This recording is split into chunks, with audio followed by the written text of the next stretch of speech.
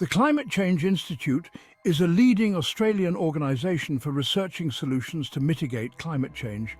Our planet is warming. The consequences are already being felt around the world.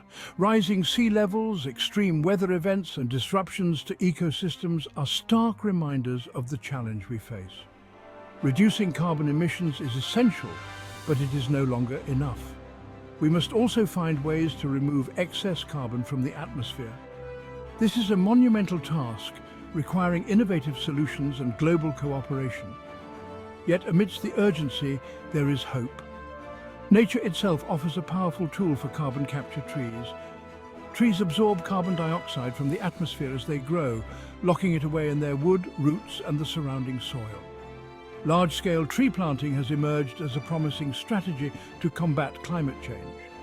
By restoring forests and creating new ones, we can harness the power of nature to draw down carbon from the atmosphere. This is not merely an act of environmental stewardship, it is an investment in the future of our planet. Australia, with its vast expanses of uninhabited land, is uniquely positioned to play a leading role in this global endeavour. Millions of hectares of arid and semi-arid land lie waiting to be transformed. These lands, once teeming with life, have the potential to be reborn as vibrant forests, teeming with life once more. Imagine a continent transformed, vast stretches of red earth giving way to a sea of emerald green, the air, once hot and dry, now cool and moist. The sound of silence replaced by the rustle of leaves and the songs of birds. This is the vision of a greener Australia, an Australia that is not only carbon neutral but carbon negative. This vision is not a distant dream, it is within our grasp. By harnessing the power of nature and human ingenuity, we can make it a reality.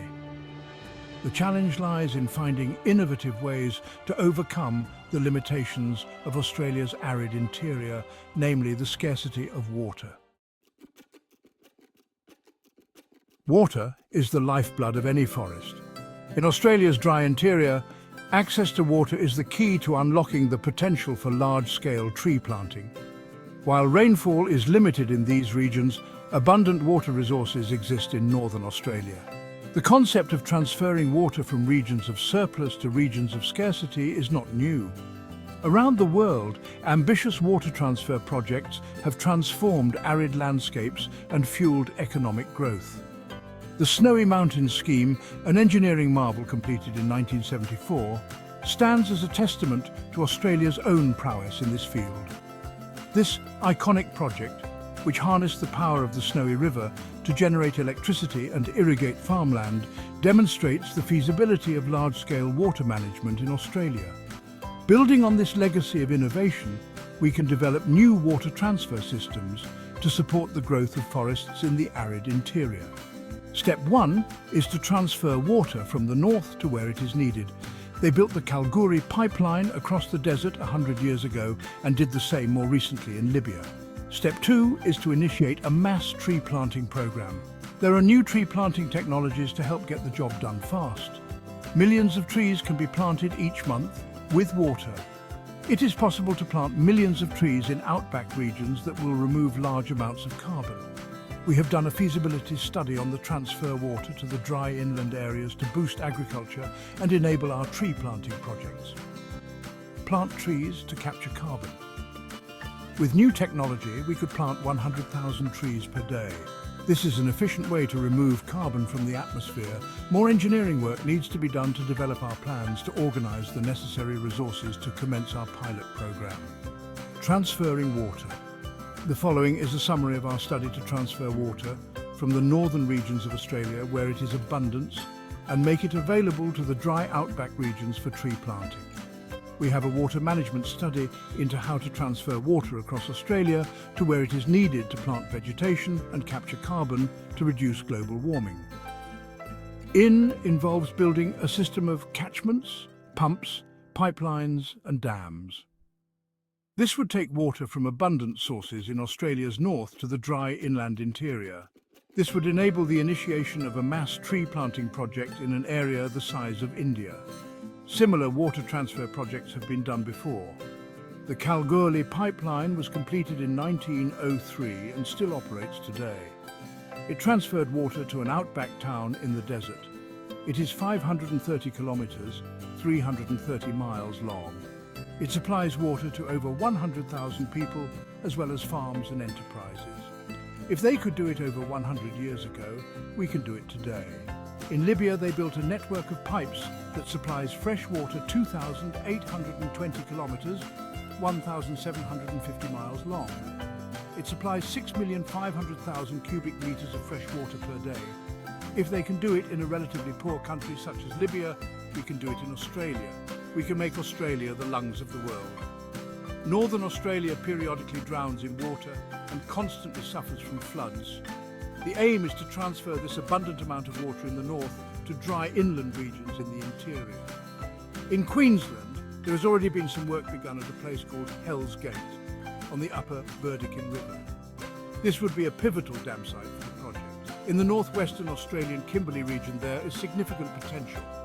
The Ord River project could be expanded to provide for a substantial increase in water available for tree planting projects in the interior. Water infrastructure development and resource management must be boosted to increase the water supply from the north to allow for irrigation expansion into the Northern Territory and outback regions. There are several options, including increasing storage at Lake Argyle and investigating groundwater options. The Northern Water Infrastructure Development Fund financed a $2.2 million feasibility study by SMEC, the Snowy Mountains Engineering Corporation, which was completed last year.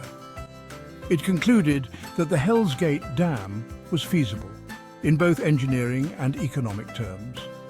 However, it said that as much as a decade of work was needed for engineering studies, soil surveys, environmental impact study and heritage considerations before the project would see the light of day. This is too long.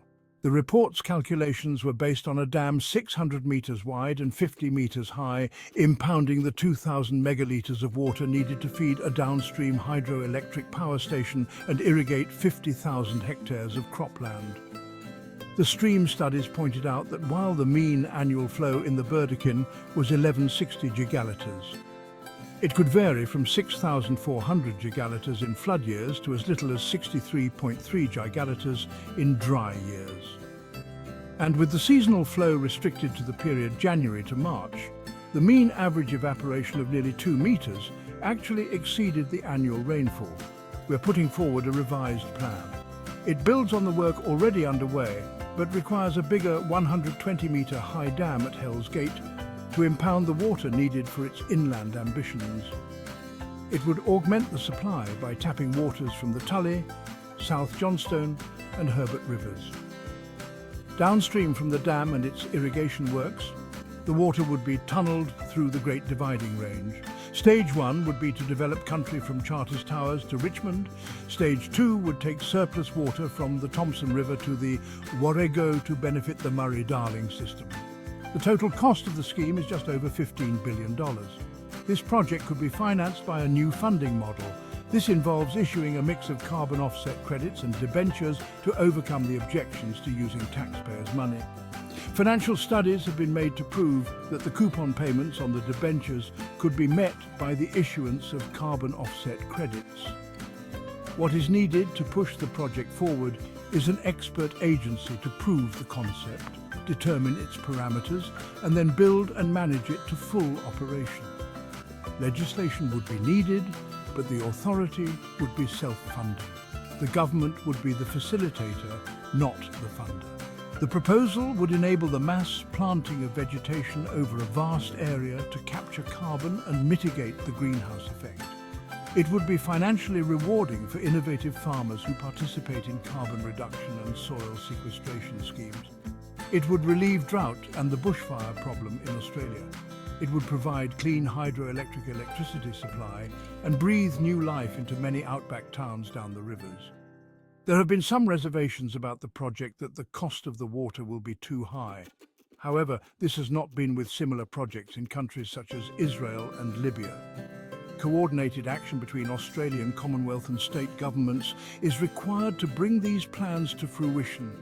We need help from the world's people to generate the political and monetary support to make these dry, barren inland areas the lungs of the world.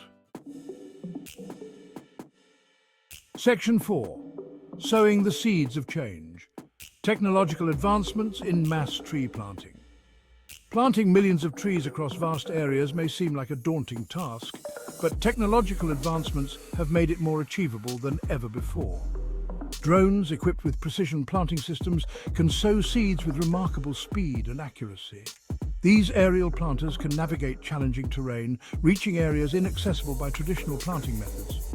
Imagine swarms of drones like pollinators of the future dispersing seeds across the outback. These technological marvels, guided by sophisticated mapping systems, would work tirelessly to restore life to the land. This is not science fiction, it is the future of reforestation. Furthermore, advances in biotechnology have led to the development of tree species that are more resilient to drought and disease. These climate-ready trees are specifically bred to thrive in the challenging conditions of Australia's arid interior, ensuring the long-term success of our reforestation efforts. Section 5. A legacy for generations, the economic and environmental imperative. Transforming Australia's uninhabited lands into carbon-absorbing forests is not just an environmental imperative, it is an economic opportunity. The creation of new forest ecosystems will generate jobs, stimulate rural economies, and position Australia as a leader in the fight against climate change. Imagine a thriving forestry industry providing sustainable jobs for generations to come. Picture bustling rural communities, revitalized by the economic activity generated by this ambitious project. This is the promise of a greener future for Australia, a future where economic prosperity and environmental sustainability go hand in hand. Moreover, the large-scale removal of carbon from the atmosphere will have global implications. By taking the lead in carbon capture, Australia will inspire other nations to follow suit. This collective action is essential if we are to avert the worst effects of climate change and secure a sustainable future for all. Section 6. Our shared responsibility, a call to action for a sustainable future. The challenge before us is great, but so too is the opportunity. Australia has a unique role to play in combating climate change. By harnessing our natural resources, embracing technological innovation and working together, we can transform our nation into a beacon of hope for the planet. The time for action is now.